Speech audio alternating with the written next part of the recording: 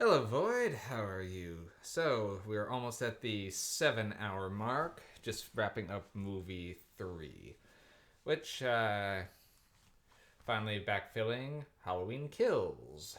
So, the internet's already talked a lot about this one, and while I can see a lot of the complaints a lot of people have, everyone's really divided on this one. Personally, I liked it. Now, Halloween Kills was 2021, following up the 2018 Halloween reboot quel. So if you're playing it along at home on the Halloween timeline, in this one takes the original Halloween, then goes to the Halloween 2018, and then on to this one, Halloween Kills.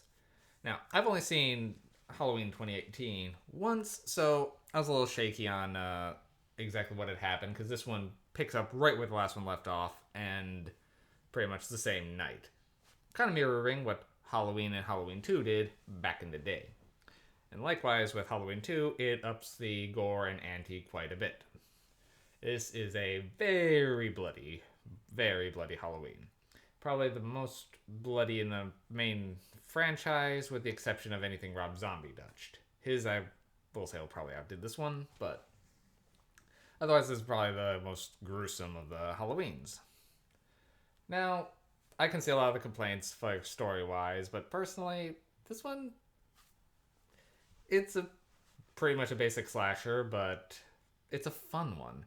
The deaths are over the top and brutal, and definitely entertaining, and them taking a different direction of like the zeitgeist of the town, determined to hunt him down and being pretty much driven into a frenzy by it. Sort of doing who's the real monsters here. Turns out it's everybody. So, yeah. Overall, I did like this one. It definitely does. You can tell it was always intending to do the follow up, which Halloween Ends, which just came out.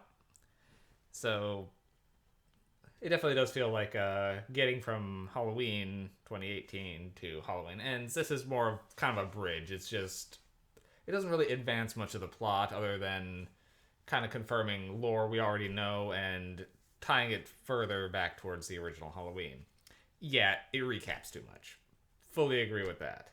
Yes, if you did a drinking game for when they say evil dies tonight, you'd be passed out by the midpoint of the movie. But overall, I still enjoyed it. Personally, I did like this one. I mean, I like Halloween 1, 2, and probably the Rob Zombies better than this one. But this one I did enjoy better than 4 and 5. Well, 4, yeah, a little bit better than 4. Definitely better than 5. Way better than 6. Halloween H20, I did enjoy, so that one's another one that, for me, is actually kind of up there. This one probably would rival that one. I'll go ahead and give Halloween Kills. Been debating between 6 and 7. I don't think quite earns a 7, so this one's going to be 6 MacGuffins. Again, apologies for being as short as I am on these, but I've got a lot to get through and I don't want to take too much time in between films to break it up a bit. So this is so far 3 in a row, which is not an unusual amount of movies for me so far, so still feeling good. Haven't felt any real wear yet from the process. But now we're going to be starting to probably get into that in the next movie or two. Probably 2 or 3 movies before I start getting the real fatigue going. But we'll see. I think I'm going to slot in a DVD or 2 of things that I've been kind of holding back on. Alright, well, see you in a couple hours.